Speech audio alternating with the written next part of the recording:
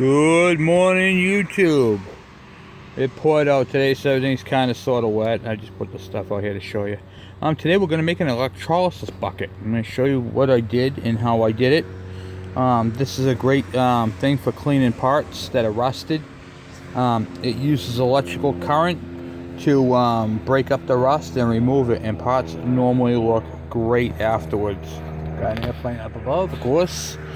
Every time I go do a video, it's either a motorcycle driving by that has, it's got to be a Harley, it's got to be like the loudest exhaust on the entire world, or a, what do you call it there, an airplane, jet. If there was a train, I'm sure that would drive by too. Anyway, so this is the bucket right here. I got this at Walmart, and I'm going to show you some tips and tricks to making your own electrolysis bucket. So what this is you have a copper wire with a hook on it, and you hook your part onto it, and you want to hang it in the bucket. And then you'll notice how I bent it up top. I made three bends, three wires going up there, so the alligator clip will hook onto it. That's going to be a positive lead. And then I made this little, see the little hook? Right there allows me to hook it onto the part, onto this rod right here. So anyway, what I used to make the bucket obviously is the 5-gallon bucket, and I bought a lid too. The lids come separate at Walmart, so that way I can just go like this when I'm done. After I drain my bucket out, put that inside there, and I'm all set, and then everything's compact. Okay, so I went to the hardware store, things I'm going to need, and I was able to pick some of the stuff up right in my own closet, like coat hangers. Okay. So first step is figure out where you want your placement to be. So here's what I did. Where the handle is, I drilled a small 1/8 hole here to put the, or 16th, whatever it is, the coat hanger all the way through to the other side. And then I bent the tabs over to make it nice and tight. Okay, you see how I did that? That right there makes it nice and tight, and that gives my copper wire a place to slide back and forth. Now you're not gonna ever have it all the way over to the end. The idea of this is to have it in the center. So that's the positive, by the way. That's where you're gonna hook your positive clamp. Let me show how that's gonna work. 1 second. Okay, how about that? All right, so I went to the hardware store and I got a bolt and a spacer, and this is going to be my negative clamp, which is on the side over here, and just goes right through the casing. And on the other side I have a piece of cable attached to it, steel cable, not copper cable, just regular steel cable, or zinc, whatever you want to call that stuff. So I got that on that end right there, but you don't have to use zinc. You could use, this is a piece of angle iron from a bed frame. If you wanted to bolt that to the side, put a bolt on it, and then just put the clamp up here, you could do that too. You don't have to get picky with it. I got picky with mine because I'm going to be using this thing a lot, so I wanted to have something that is readily available, easy to use, and access. And so that's pretty much it. So I got my part in there right there. It's an air filter from an old Kawasaki. I'm just using that as an example. Alright, so basically you got your power coming in here, and then all the stuff is just going to electrify off. It's like a battery, if you can associate that with a battery. So what we're going to use for a solution in this, we're going to be using distilled water. And I'm going to put 4 gallons in this. It's a 5-gallon bucket. You can go 5 if you need to, but I'm not going that intense. And the other stuff, you're going to use Arm & Hammer Super Soda washing soda. That's right there. I'm going to use 1.5 cups of that. 1.5 cups into this 5-gallon bucket should just work just fine with distilled water. So that's where we're at. And then you don't want to put your hand in here. You got electrical current going back and forth. So if you need to put your hand in there, disconnect the negative side and just let it sit. Okay, and then you can put your hand in and do all your stuff you need to do. It's never a good thing to grab it and pull it out. Just let it do its thing. When you need to access the part or check on the part or do whatever you gotta do, just disconnect your ground. Safety first. Don't be a hero. May nothing happen. Something may happen. Who knows? It's electrolysis, and you're playing with electricity. So always be safe and do on the side of the caution. Now, I used a piece of copper wire that I had kicking around. I had to replace a well pump, so I had a piece of really heavy gauge copper. And the tools I used for all this is I used a pair of pliers, which are right here. I used an adjustable wrench to tighten down this clamp right here. I used the wire cutters to cut the coat hanger to where I needed it to go. I used the pliers to bend the copper into the shape I needed. I used my drill to drill my holes, and of course, you know, whatever drill bit you needed to use. And I'm using a 2 and 6 amp battery charger, and I'm going to set the 6 amps to clean the part. And the part is going to look really, really nice when it's done. So that's where I'm at with that at the moment. Basically, I'm going to take this all apart and fill it up with the water. Get all that done. Get my part in there, and then put this thing all together. But I'm not going to do it on top of this glass table. I think that would be a bad move. So I'm going to get something I can do this on. Okay, looks like I'm just going to put it on my deck floor. Sorry about all the crap around here. I've been going through a lot of stuff cleaning out. But anyway, so I poured the distilled water in there, and I didn't go all the way up to the top because, well, one, you don't want it to get to where the holes are that you made. And two, you're going to put the part in there. So the part is actually going to be a, what do you call it here? It's going to bring the level of the water up. So then you measure out your it's not baking soda. Don't use baking soda. Use soda wash. And I'm going to make that. I'm just going to go like this and get it right around there.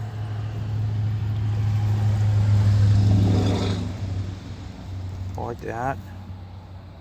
And I'm just going to kind of keep doing that until it's dissolved up a little bit into the water.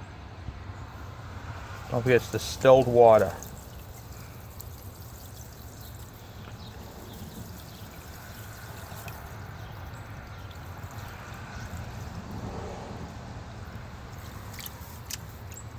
If you dump that all the way in, it's just going to be hard and it's going to go right to the bottom. It's already going to the bottom. But the electrolysis will actually help it bring it back up. So I'm just kind of helping it out this way, mixing it all up, you know what I mean? So alright. This stuff is pretty cool. You can actually use this if you're working on your car. This soda wash right here, you put in your laundry, and it actually helps remove stains. It works pretty well. It's an old trick that old people use, or older people, I should say. Not old people, but older people know about. Us younger whippersnappers don't know anything about that type of stuff. Okay, so now that the soda wash is in, I wanted to talk to you guys real quick about where I placed my grounds and my positives, and why I did what I did. Alright. So there's no air filter on it. So I'm going to show you what this guy's look like. This is rusted. It does take off worse stuff, but for the most part, it's right there. It's the really worst part. We're going to try it out and see how it does. We're going to let it sit for an hour in the soda wash after we hook it up. So, it's on the hook. It's on there. Stick your part right in there. Make sure there's no air filter in it. I did. Okay, so this whole wire is going to be energized, okay, when you hook your cable up to here. So you want to make sure your positive and your negative are far enough apart where they're not going to make contact. I see a lot of people doing these buckets, and they put like the grounds here, all the way around the damn thing. Now, if you go to take your part and move it, it's going to hit the side of the ground, and it's going to short out your charger. You really only need one. So I keep it on the back side over here, as far away from the ground as possible for safety purposes. Then what I'm going to do is I'm going to put my battery charger up someplace high. So I'm going to remove this plant.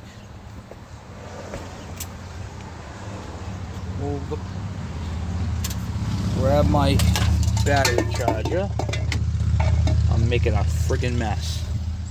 Okay, because everything catches on everything. Alright. Got that over there, got that over there. Okay, so now, before I plug anything in, I'm going to take my ground, hook my ground up to here, hook my positive onto the center electrode right there, so it's got a good connection. Now this is literally like a battery. I'm going to set my charger on 12 amps, 12, or you can even do 6 volts if you want to do. If you don't want to, you can do this on 6 volts if you have a 6 volt charger. You don't have to do it on 12. That's the beauty of this whole thing. It works on either one.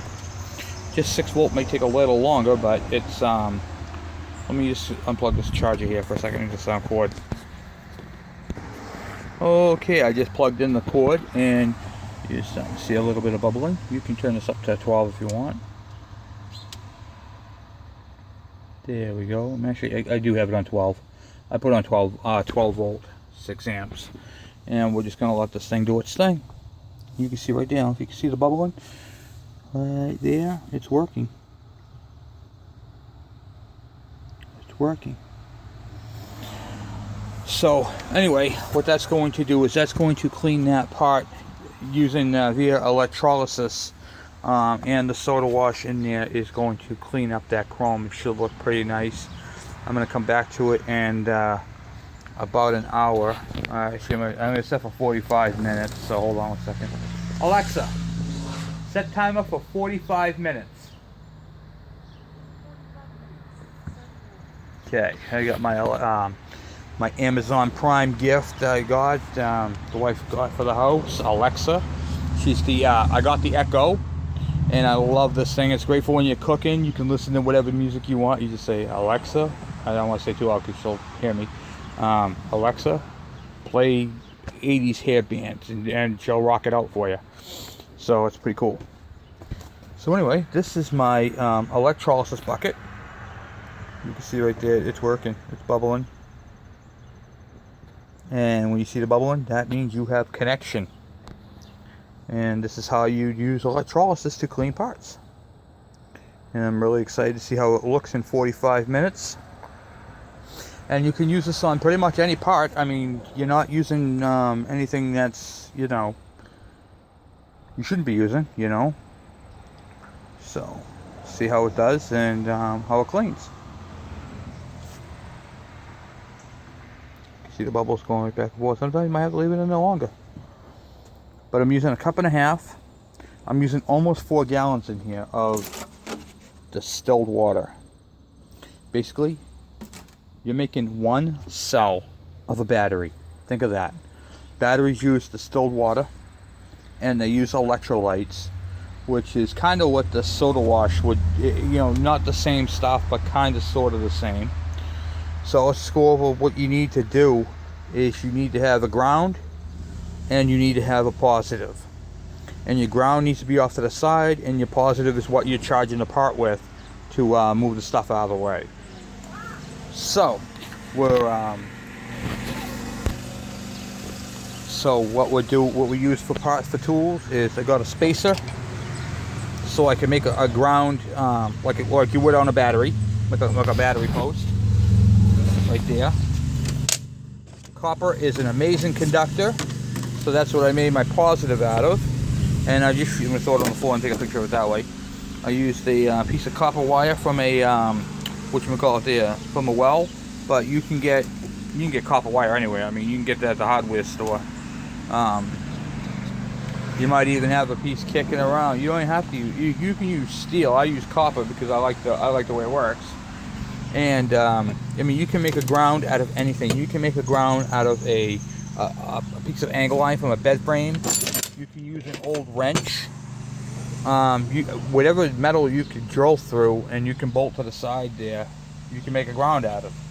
So keep that in mind. Doesn't have to be specific. You can use rebarb. I drilled a hole to put my my hanging rod through.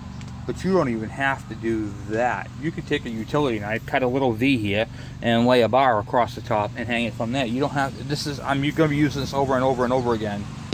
So I wanted to make sure that I had something that was you know, fairly decent. Something I could use and continuously use and hook up fairly easy and not have to worry about scrambling for stuff, you know. So that's why I made it like that. You can see that stuff working. Look at that. Ain't that crazy? Look, even the parts bubbling, coming right off there. It's probably going to take the chrome off on this one. I don't know. It's pretty intense. I'm actually going to shut it off for a second and we're going to take a look at it. Okay. Let's see if the part is actually even clean. Okay. It's not warm. Oh no, it's not taking chrome. Look at that, huh? It's working on that chrome. It is working on that chrome. Holy crap. Look at that, huh? 45 minutes, this thing should look pretty damn decent. Alright, let's put that back in there and hook that back up. Let her do its thing. I disconnected both, but I think I'm going to like this tank. I saw this and I figured, you know what, I'm going to show this to my people because this is something that we could all use. We could all benefit from this. So, and like I said, you see the little bubbles, it's working. So, and it's not hot. You know, it's not going to get hot. I mean, it might get a little warm over time, but yeah, that's working pretty damn cool. I like that. That air filter was, by the way, that was that's not even the pot I wanted to clean. But I had it right there next to me and it had rust on it, so I freaking grabbed it. I'm like, oh, you know what? That's a good dummy piece to try it on, because I'm not going to need that thing. So what the heck, right? Some of the stuff we get into. So anyway, we got that going on, and I'm a guy of inventions. I like to make inventions. I like to do cool, awesome things. And well, you guys saw the video of the 12-volt motor I put on. I built a motorcycle frame for and did the 12-volt conversion. So I built that. I really missed that TV show Junkyard Wars, so that's kind of what I do on my own. I do my Junkyard Wars thing. So I'll show you my next project. Alright, here you go. I just removed the bucket off the top of it because it poured out last night. So this right here is the remnants of a snowblower. I took off. It has a V. This one has the V pulley. Normally they have the serpentine, but because it had the V pulley, I said, you know what? I can use that. So I cut the front of it off. I'm going to lean it up over here. I got bugs everywhere, so sorry about the hesitation. I'm not going to be out here long on this one. But anyway, this is the. Let me move this out of the way. I fell off the thing last night and broke. Okay. So anyway, this is the motor right here. This is a Tecumseh 3.5 horsepower. It's got a V-belt. And I cut I took my grinder cutter, my die cutter, and I cut off the front of the snowblower part of it. And then we're going to make a battery tray over here. Oh, am I expanded? Yeah, I am expanded. I'm going to make the battery tray over here, so it's going to have 2 scooter batteries. And then I got this right here. This is really cool. This is a single wire alternator used in the marine boats. And then I have to make a kickstand and a thing for the front of it so it stays up on its own. But this is going to be bolted. I got to clean up the metal over here first. But this is going to be bolted kind of like that, if you will. And it's going to have a little cage around it.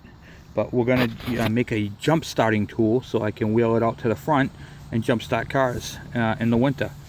And I work for a oil company that the trucks don't get plugged in, so I think this would be really cool to jump start a big truck. We're going to try it.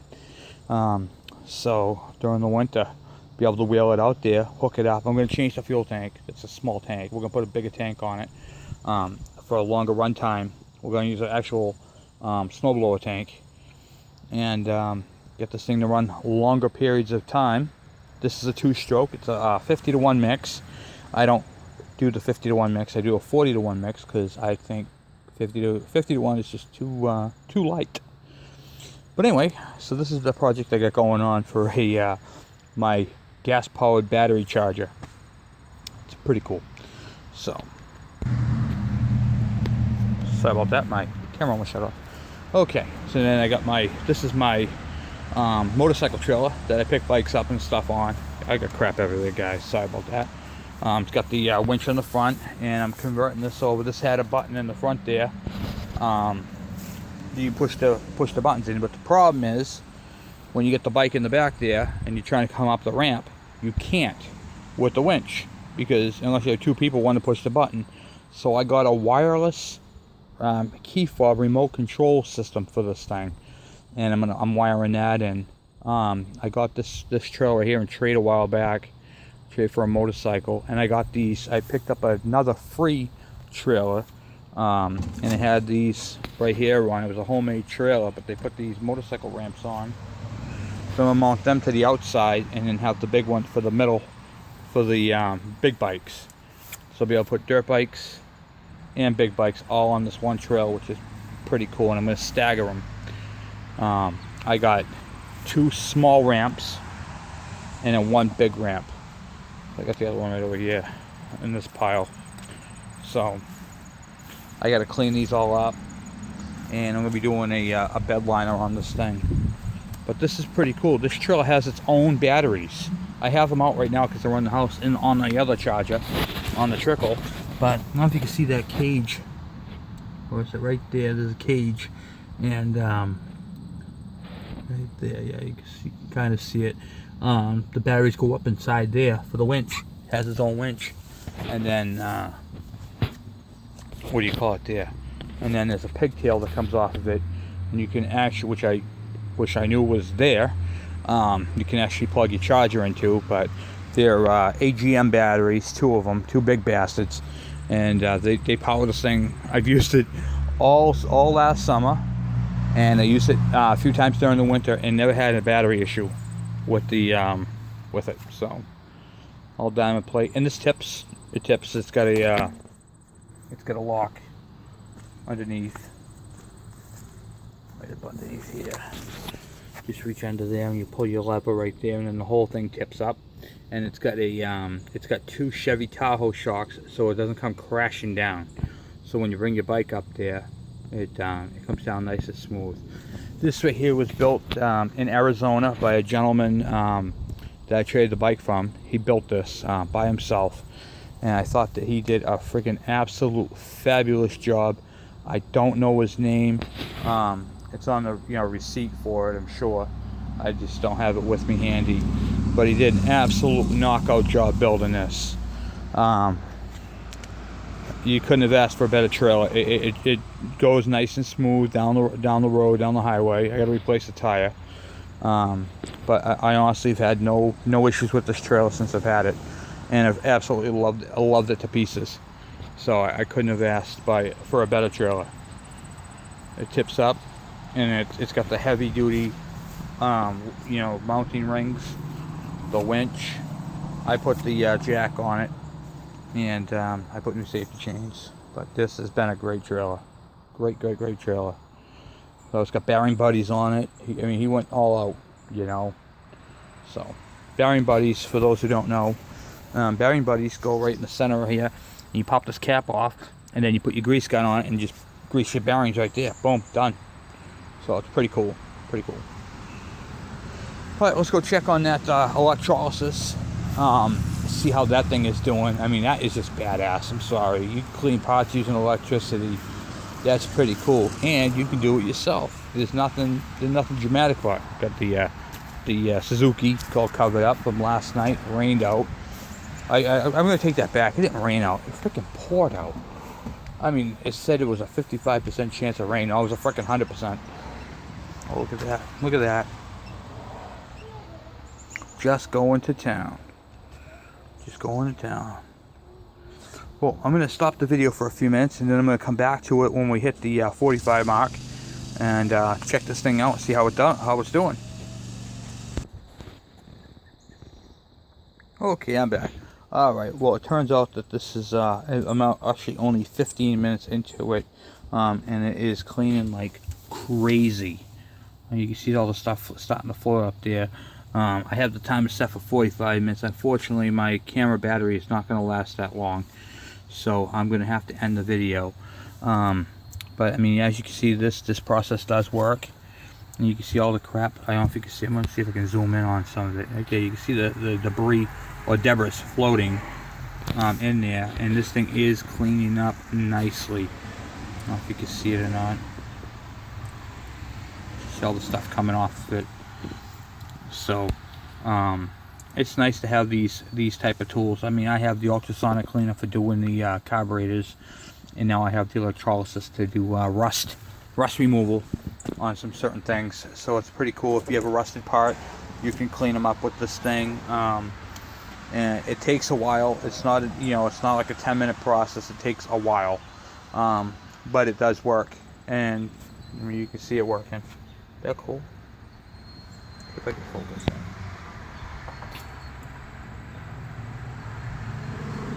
Just bubbling and going like crazy. So I mean, this process is gonna work. I'm actually gonna. It's been in there for like 15 minutes. Let's see if I can get the. Hold on a second. See if I can. Yeah, it's definitely cleaning it. So it's definitely hard on the rust. It's cleaning it up nicely. It's getting there. So anyway, these type of things do work, and old chrome might peel up a bit. I mean, if it's really bad, you keep that in mind. But no, this process does work. It does clean very well. So just be careful if you're putting chrome stuff in there. It can peel up. So, but for the most part, if anything's rusted, it does good with rust removal. As you can see, it is removing it, and it is doing a hell of a job doing it. So anyway, this is my electrolysis video, and I'm very happy with the results. It is cleaning it up quite nicely. And if you guys have any questions or comments, by all means, once again, I'm using distilled water. I'm using soda.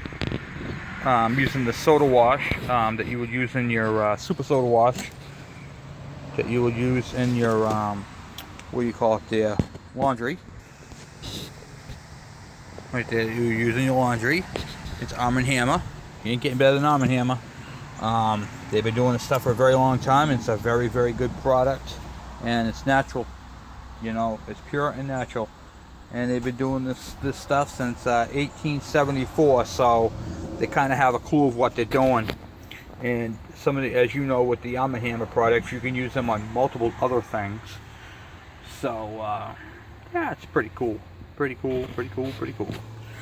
So, as always, thank you for watching. Please subscribe, and I hope this helps you out. If you have any questions, absolutely comment, send them my way, and I'll be more than happy to answer any information that I have. These things are very easy to build. You don't have to go to the ends like I went, drilling the holes and putting things on there. You could just slap it together if you had to. Couple things just to remember. You are using electricity and water, so your hands don't belong in there. First step. Second thing, when doing this, make sure your ground and your positive are separated, because you will blow out your charger and cause an electrical short.